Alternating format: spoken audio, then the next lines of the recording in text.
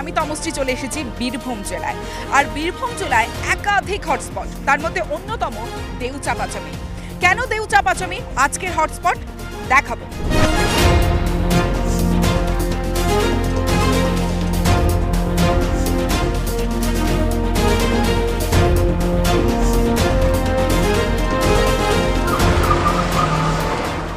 প্রায় ৩,৪০০ একর জায়গা জুড়ে অবস্থিত দেউচাপাচামি কয়লা খনি। এই যে পাথরের খাদান দেখছেন, এটা ব্যাসল্ট পাথরের খাদান। ব্যাসল্ট হলো অতি কঠিন একটা পাথর, তাতে লোহা ও ম্যাগনেসিয়ামের পরিমাণ বেশি থাকে।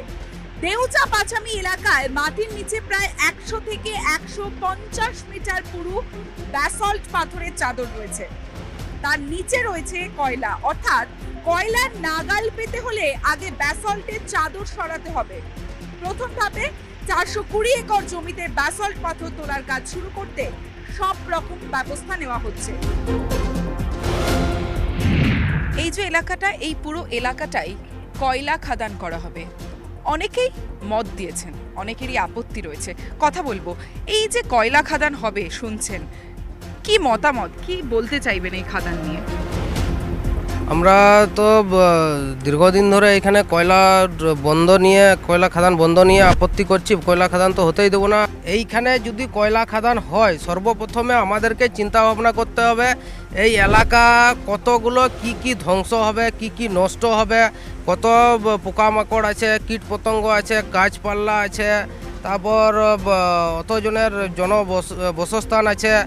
সর্বপ্রথমে তো আমাদের এটা দেখতে হবে কতজনের ক্ষতি হবে আর কয়লা কত লাভ হবে, এটা আগে আমাদেরকে দেখতে হবে। ট্রাইবাল জমি তো কেন্দ্র সরকার রাজ্য সরকার তো নিতে পারবে না। এখন কি করে ট্রাইবাল জমি নিতে চাইছে? এই যে কয়লা খাদানের এফেক্ট কি ভোট বাক্সে পড়বে? অবশ্যই পড়বে। আমাদের আদিবাসীদেরকে কিংবা এখানকার জনজাতি যারা আছেন তাদেরকে যে সরকার উচ্ছেদ করবে তাকে আমরা কোনো মতেই ভোট দিতে যাব না। দেউচাপাচামিতে কয়লা খাদান হোক, আদিবাসীদের একাংশ তারা চাইছেন না। কোনো কিছুর বিনিময়ে তারা কয়লা খাদান হতে দেবেন না। কিন্তু অনেক আদিবাসী সম্প্রদায়ের মানুষ তারা জমির বদলে চাকরি পেয়েছেন। আমরা আগেই তাদের সঙ্গে কথা বলেছিলাম, কি বলেছেন তারা শুনুন।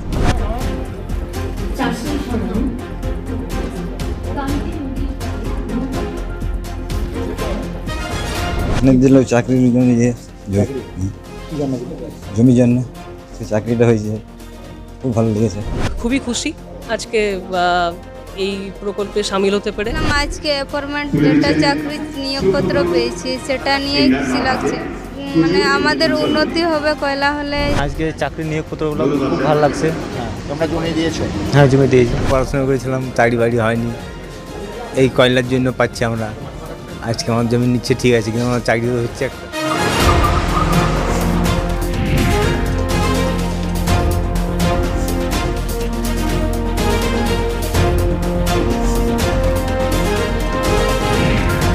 দেউচাপাচামির কয়লা খনির কাজের প্রক্রিয়াকরণ ইতিমধ্যেই শুরু হয়ে গেছে। যেমনটা সাবস্টেশন, ইলেকট্রিক সাবস্টেশন ইতিমধ্যেই তৈরি হয়ে গেছে। এখান থেকেই সমস্ত জায়গায় ইলেকট্রিক যাবে।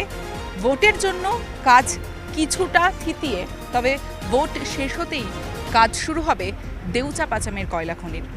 কিন্তু যেমনটা আপনাদের বলছিলাম যে এতে বিস্তর জল ঘোলা। আদেও কি কাজ শুরু হবে দেউচাপাচামিতে? এখানের আদিবাসী সম্প্রদায়ের মানুষের কিন্তু ভিন্ন মত। আপনারা কি চাইছেন যে এখানে কয়লা খাদান হোক? না, আমরা চাইছি না। আমরা কয়লা নিতে চাইছি না, লিব না। অনেক তো আন্দোলন করেছেন। অনেক আন্দোলন করেছি, আরো করব, নিয়ে আন্দোলন করছি। কয়লাটা আমরা লিবই না। যেমনি রয়েছি তেমনি থাকবো। আমরা খেটে খুটে খেয়েছি, ওইভাবেই থাকবো। আমরা তবু আমরা সরকারি চাকরি নিতে যাব না। কাজ শুরু হলেও আমরা ছাড়বো না, আর ছাড়ছি না। কেমন আছো তোমরা? আমরা এখন ভালোই আছি। এখন ভালোই আছো? শুনেছো কয়লা খনি হবে এখানে? শুনেছি, কিন্তু হতে দিব না আমরা। কেন হতে দেবে না? আমরা কয়লা খনি হতে দিব না আর ছাড়বো না। আমরা হতে দেব না, আর এক কোদাল করতে দেব না। কি চাইছো কয়লা খাদান হোক? কয়লা চাই না চাও না? না, তোমরা এটাই ভালো আছো? আমরা এটাই ভালো আছি। এই যে বলেছে চাকরি দেবে, না, আমরা চাকরি নেব না, চাকরি নেব না। চাষবাস আছে, চাষবাস করব, খাবো।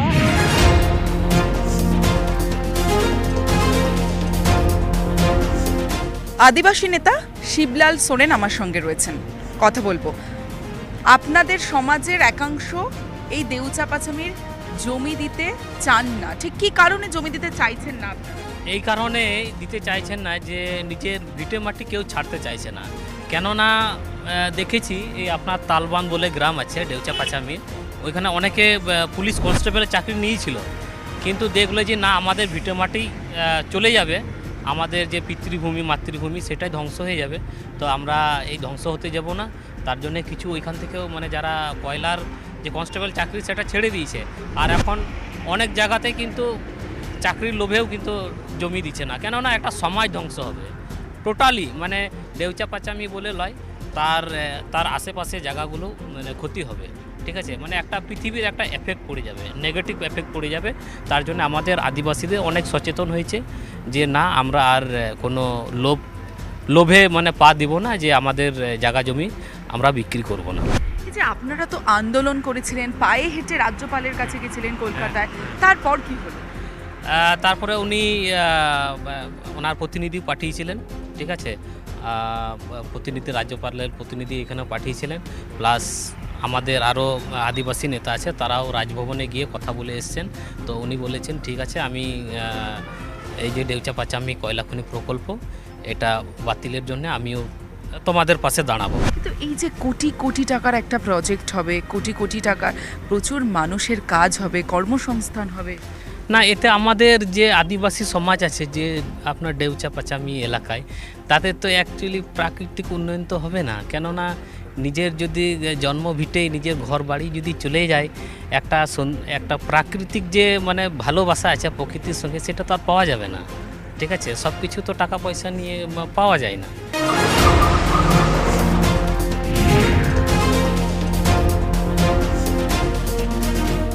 শোনা যাচ্ছে এই দেউচাপাচামির কয়লা খনির কাজ শীঘ্রই শুরু হবে এবং ব্যাসল্ট পাথর তোলার কাজের যে টেন্ডার প্রক্রিয়া, সেই টেন্ডার প্রক্রিয়াও শুরু হবে, কাজ শুরু হবে। কিন্তু এখানে যারা থাকেন, যারা প্রথম থেকে বসবাস করেন, এখানকার আদিবাসী গ্রামের বাসিন্দারা, মহিলারা, আমরা তাদের সঙ্গে কথা বললাম। তাদের একটাই দাবি, কোনো কিছুর বিনিময়ে, কোনো টাকা পয়সা, কোনো চাকরি, কোনো কিছুর বিনিময়ে তারা এই জায়গা ছাড়তে নারাজ। তারা যেমন আছেন, তাদের স্বামী সন্তান নিয়ে তারা ভালো আছেন, তারা এইভাবেই থাকতে চান, তারা কোনো মতেই চান না যে এখানে কয়লা খাদান হোক। আবার অনেকেই চাকরি পেয়েছেন, এখন দেখার যে এখানে কয়লা খাদান তৈরি হয় নাকি আদিবাসীদের সঙ্গে রাজ্য সরকার বসবে, কথা বলবে, কোনো সমাধান সূত্র বের হয়, সেদিকেই অবশ্যই নজর থাকবে।